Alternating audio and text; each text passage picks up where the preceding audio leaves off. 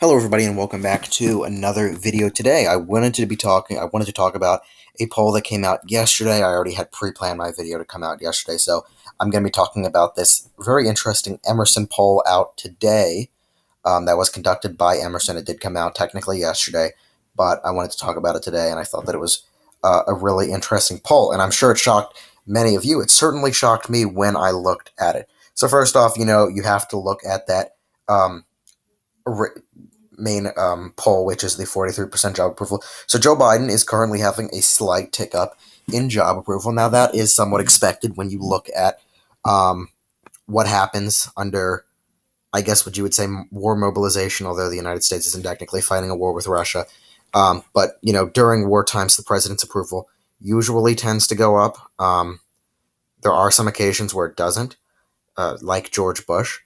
Actually, it started 9/11. Bush's approval went up as well, but both Bushes actually with the war in the Gulf with George H.W. Bush. But yeah, you see that approval go up. So yeah, we see this increase. It's a slight increase. I do think Biden's approval will actually go back down in a few weeks. I think it will probably go back down to those high 30s, possibly mid 30s. And maybe that's a little bit of an overestimate, but I do think it's going to continue to decrease significantly as we head towards these 2022 midterms. And I do think Republicans are going to perform well. But the big number that I wanted to talk about is the 59% of voters. Now, let me go right to it because that's not talking about it right there.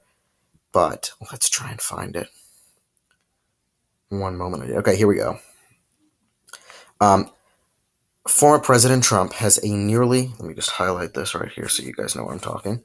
Former President Trump has a nearly 12-point favorability advantage over Biden. 59% of voters say they are somewhat or very favorable of Trump.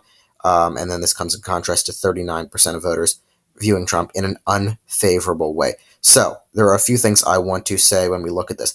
I do know that a lot of people were I mean, this is kind of, I just think, a backlash to the poll, but people were attacking the sampling methods, and they were saying that it was using landline phones, and it was only specifically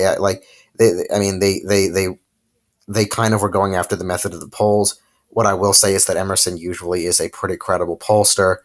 I'm not sure if 60% of the country views Trump in a favorable manner. I'm not entirely, that could be a little bit overdone, but it could be exactly right. Emerson has been somewhat pretty accurate throughout elections, more accurate than other pollsters. So, I mean, I don't think attacking the sampling method is really going to do much. So there are a few things that really, I think, contribute to this. Now, most of all is that we're heading into this midterm election. People, and usually when you look at those blue-red waves, the former administration, I guess people kind of want the Republican back. And although Trump isn't actually going, even if he wanted to run for president in 2022, he can't. But they still that's going to translate to an increase in him, in his favorability. Also, as time goes on, former administrations and former presidents also tend to be looked in a nicer light. If I put it that way, George W. Bush, at the end of his term, was his approval ratings were tanking. They were terrible. And then when you go forward 10 years, his approval, or not approval anymore, but favorability goes up. So I know it's only been a year with Trump, but there have been very drastic changes in these administrations, and I think that both sides agree on that. You do see that increase in Trump since at the moment, I guess things aren't going as planned as the Biden administration expected. And not just that, their Republicans are winning on many issues as we head into 2022. A few issues that are most importantly are immigration. That's a major issue. That's, I think, what you're seeing with that 59%. A lot of Hispanics are shifting and becoming more favorable or somewhat favorable of Trump, especially those Hispanics that came to the United States and legalized. I don't think that and most people are not, in favor of legal immigration. So I do think you're seeing that shift there. Also, crime and incarceration. That's another thing that Republicans have been winning on. Education. It's all the Asians, immigration, education, incarceration. Education, he's gaining with suburban women. When you look at those trends throughout the years, Trump did gain with suburban women. You look at an actual poll. Since September of 2020, he's gained 12 points with suburban women, and that's been due to education. Glenn Youngkin won on that issue. That's increasing Trump's favorability. So a lot of things are contributing to it, and of course the economy is another thing. Inflation, yeah, another Asian, I guess. And all of those combined really view Trump in a more favorable manner, simply because compared to his administration, the economy was. I mean, I think that this is pretty regarded. The economy was doing better under his administration. With gas prices, there wasn't as bad of inflation. So I think people are seeing those effects, and they're kind of looking at Trump at the moment.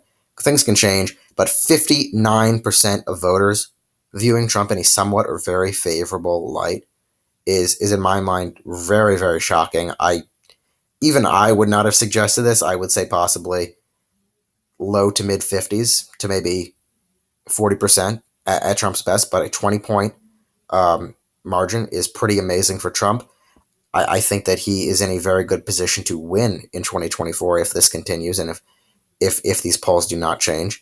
Now, keep in mind that's still about 3 years from now, but looking ahead, Trump is in a very good position. It's very much looking like he does plan to run for president. So people thought we were done with Trump. I would say get prepared for, I guess another 8 years of Donald Trump. If we started off now, that's going to be about 7 years. Trump will be with us until the end of the 2020s if he does end up winning in 2024. So very interesting here. Let me know what you think of this poll in the comments below. I know there are a lot of other polls out there, and this is just one of many, but simply because of those numbers and those drastic numbers that I saw, I wanted to go over the poll. Anyway, thank you all so much for watching the video. Thank you. Oh, I just said that. Make sure to subscribe to the YouTube channel and stay tuned for more awesome videos. Have a great day.